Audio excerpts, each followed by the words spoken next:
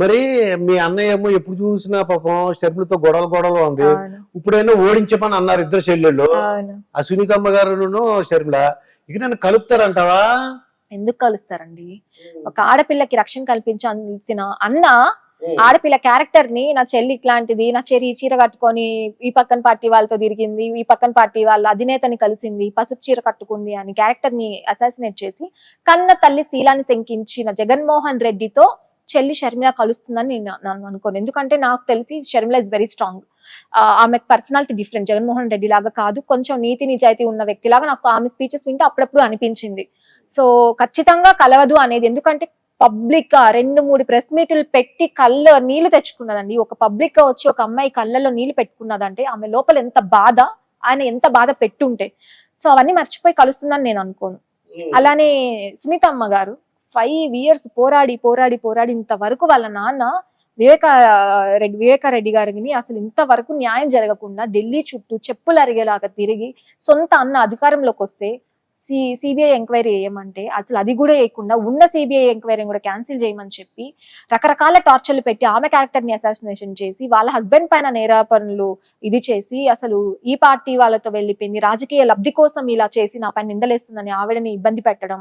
I don't think వాళ్ళు మళ్ళీ కలుస్తారని. ఎందుకంటే ఒక చిన్న మాట అంటే తీసేసుకోవచ్చు, కానీ ఇన్ని సందర్భాల్లో ఇన్ని రకాలుగా వేధించారు కాబట్టి వాళ్ళు కలవరు. అది కాదమ్మా, మరి మన శ్రీరెడ్డి ఒకడు కావడం కదా, శ్రీరెడ్డి అని ఆవిడ మార్పత ఓడిపోయాడు కదా అన్నయ్య, ఆయన మార్పతంట అన్న. వాళ్ళంతా ఏంటంటే డబ్బుల కోసం పనిచేసే వాళ్ళు, అవకాశం కోసం పనిచేసే వాళ్ళు, డబ్బులు అవకాశం ఫేమ్ కోసం ఏదో పాపులారిటీ కోసం పనిచేసే వాళ్ళు. అలాంటి వాళ్ళు ఏంటంటే అంటే మాట్లాడచ్చు, కానీ ఏడ భాష ఏంటని మీలాంటి చెప్తే అర్థం అవుతుందా వాళ్ళకి? హిప్నో థెరపిస్ట్ కదా, హిప్నో చేయగలవా ఏమన్నా? అంటే నేను క్లయింట్స్ ని చూస్ చేసుకునే ఆపర్చునిటీ నాకు ఉంటదండి. ఇప్పుడు నా క్లయింట్స్ వచ్చి నాకు సమస్య ఉందంటే వెంటనే నేను తీసేసుకోను. ఆ క్లయింట్ నాకు నచ్చాలి, ఆ క్లయింట్ నా దగ్గర థెరపీ తీసుకునేంత అర్హత ఉందా లేదా అనేది నాకు తెలియాలి. నాట్ ఓన్లీ ద ప్రాబ్లం, ఆ అర్హత ఆవిడకి లేదు, అలాంటి వాళ్ళకి లేదు, నా దరిదాపుల్లో కూడా అలాంటి వాళ్ళని రానివ్వను. ఎందుకంటే ఆ భాష, మనం మాట్లాడే ప్రతి మాట, మనం చేసే ఒక ప్రతి వీడియో తల్లిదండ్రులతో సహా, చిన్న పిల్లలతో సహా, పెద్దవాళ్ళతో సహా కూర్చొని చూసేలా ఉండేది.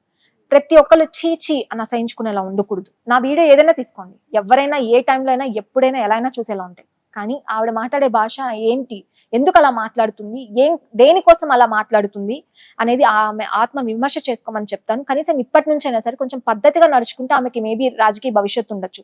ఇలానే ప్రవర్తిస్తే గనక ఏ పార్టీ దగ్గర చేర్చుకోదు. రీసెంట్ గా ఎవరో చెప్పారు నాకు, ఆమె పార్టీలో చేర్చుకోమని చెప్పి అడుక్కుంటుందని. అలాంటి పరిస్థితి రాకూడదంటే నీ వేషాధారణ మారాలి, నీ వే ఆఫ్ టాకింగ్ మారాలి. నువ్వు పార్టీకి సపోర్ట్ చేయి, ఎవరికైనా సపోర్ట్ చేయి, జగన్ కే సపోర్ట్ చేయి, లేకపోతే ఇంకొకరిని సపోర్ట్ చేయి, ఇంకొకరిని తిట్టు, బట్ మాట్లాడే మాట కరెక్ట్ ఉంది. అంటే 4వ తారీఖు ముందు ఏం పెట్టిందంటే వీడియో, శ్రీరెడ్డి కోత వచ్చేస్తున్నాడు మా అన్నయ్య వచ్చేస్తున్నాడు 4వ తారీఖున, కోత చూస్తే అమ్మో అని పెట్టారు. చూసారో లేదా? నేను చూడలా అండి. అయ్యి బాబోయ్, బేసిక్ గా అంత ఫోకస్ చేయనండి అలాంటి వాళ్ళకి. నా ఫోకస్ ఏపీ డెవలప్మెంట్. అంటే 4వ తారీఖున జగన్ అన్న వస్తున్నాడు, టీడీపీ వాళ్ళకి ఊచకోత ఉంటది, ఊచకోత అని చెప్పేసి. తప్పు చేసిన వాళ్ళకి ఊచకోత ఎలా ఉంటుందో తెలుగుదేశం పార్టీ చూపించబోతుంది లీగల్ గా.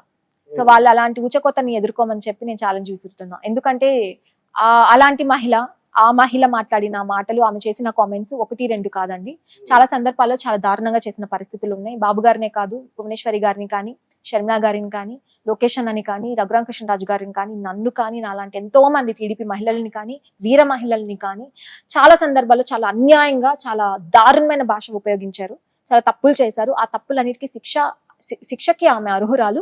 ఆ శిక్షలు అది త్వరలో పడబోతున్నాయి. అక్కడ ఊచకోత ఏంటో చూపిస్తాం మేము లీగల్ గా. ఎస్, అంతేగాని ఇల్లీగల్ గా కాదు. మాకేం సంబంధం అండి, మాకేంటి అవసరం? మా పార్టీ వచ్చింది ప్రజలకు మంచి చేయడం కోసం, రాష్ట్ర అభివృద్ధి కోసం.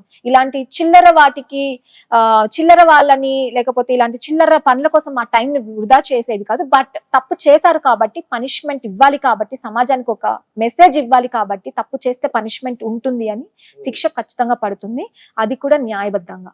ఇక అంబటి రాంబాబు డాన్స్ చూసావు ఎప్పుడన్నా? మా అంబటి రాంబాబు చూసానండి, బాగా డాన్స్ చేసి ఓడించారేంటమ్మా? డాన్స్ చేశారు కాబట్టి ఓడించేశారండి. ప్రజలతో తిరిగి ప్రతి సమస్యను మాట్లాడుంటే గెలిపించే వాళ్ళు.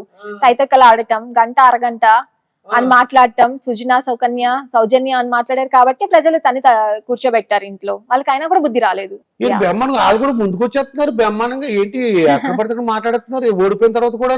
అంటే అదే చెప్పాను కదా, వాళ్ళు ఎక్కడున్నా సరే మేము ఉన్నాము, అట్లీస్ట్ ప్రజల్లో కనబడుతున్నాము అని అలా మెరుపు తీగల్లాగా వచ్చి వెళ్ళిపోతున్నారు. కానీ వాళ్ళు ప్రజల్లో ఆదరణ లేదని వాళ్ళకు కూడా తెలుసు. ఇక్కడే ఉంటే వాళ్ళు చేసిన తప్పులన్నిటికీ శిక్షలు పడతాయని తెలుసు. బట్ ఊరికే టీవీ ముందు షో ఆఫ్ ఇస్తున్నారు అంతే. అంతే అంటారు. జోగి రమేష్ అని ఒక ఉన్నాడు, బీపీ వచ్చినప్పుడు కదులుతుంటాడు, ఇప్పుడు కనపట్లేదంటమ్మా. జోగి రమేష్ ఏంటి, అలాంటి వాళ్ళందరూ కనుమరుగైపోయారండి. మన సజ్జల రామకృష్ణారెడ్డి, వాళ్ళ కొడుకు భార్గవ్ రెడ్డి, వాళ్ళందరూ ఎలక్షన్స్ రిజల్ట్స్ రోజే పారిపోయారు. ఒక్కరు వెళ్ళిపోతారండి. ఇప్పుడున్న 11 మంది కూడా ఎంతమంది వెళ్ళిపోతారా అని చెప్పి ప్రచారాలు జరుగుతున్నాయి. మనం చూస్తే నేను కూడా ఎక్కడో పేపర్ లో చూసాను, 11 మందిలో 5-6 మంది వెళ్ళిపోవడానికి రెడీగా ఉన్నారనేసి. పెద్దిరెడ్డి కూడా వెళ్ళిపోతున్నారు బీజేపీకి అని వార్తలు వచ్చినాయి. విడుదల రజని వెళ్ళిపోతుందని వార్తలు వచ్చినాయి. మరి బీజేపీలో జాయిన్ చేసుకుంటారు ఇటువంటి వాళ్ళని? ఎలా జాయిన్ చేస్తారండి, ఎలా జాయిన్ చేసుకుంటారు? వాళ్ళు చేసింది 1-2 అక్రమాలన్నీ చేసేసి నేను ఇంకో పార్టీలో చేరతానంటే ఎవరు చేర్చుకోరు. క్యారెక్టర్ కూడా చూస్తారు కదండి. వాళ్ళు గత 5 సంవత్సరాలుగా ఏం చేశారు ప్రజలకు అనేది కూడా చూస్తారు కదా. ఇప్పుడు బీజేపీ తెలుగుదేశం పార్టీతోనూ పవన్ కళ్యాణ్ గారు జనసేన పార్టీతో అలయన్స్ లో ఉంది. So I don't think BJP వాళ్ళు ఇలాంటి క్రిమినల్స్ ని ఎంటర్టైన్ చేస్తారని నేను అనుకుంటున్నాను. ఇప్పుడు జగన్మోహన్ రెడ్డి 2019లో గెలిచినప్పుడు దేవుడు రాసిన స్క్రిప్ట్ అని చెప్పి టీడీపీ వాళ్ళు అంటే చంద్రబాబు నాయుడు గారిని అన్నారు. ఏంటంటే 23 ఎమ్మెల్యేలు మీరు తీసుకున్నారు కాబట్టి మీకు 23 ఎమ్మెల్యేలు వచ్చినాయి, 3 ఎంపీలు తీసుకున్నారు కాబట్టి 3 ఎంపీలే గెలిచారు అని అనేవారు, ఏలాకోళం చేశారు. మరి ఇప్పుడు 11 వచ్చి స్క్రిప్ట్ మీకు తెలుసా? తెలియకపోతే నేను చెప్తాను. దేవుడు స్క్రిప్ట్ నాకు ఎప్పుడో తెలుసు అండి. ప్రజావేదిక కూల్చిన నాడే దేవుడి స్క్రిప్ట్ ఎలా ఉండబోతుందో నేను ముందే అంచనా వేయగలిగాను. దేవుడు ఎంత గొప్ప స్క్రిప్ట్ రాశాడంటే ఒకటి మధ్యలో 5 లేపేశాడు.